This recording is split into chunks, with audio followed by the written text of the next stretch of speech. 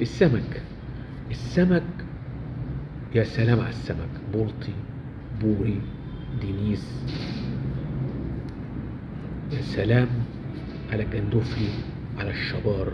كل انواع الاسماك جميله، اتفرج عليها، اسعارها في منتهى الحلاوه، في منتهى الجمال.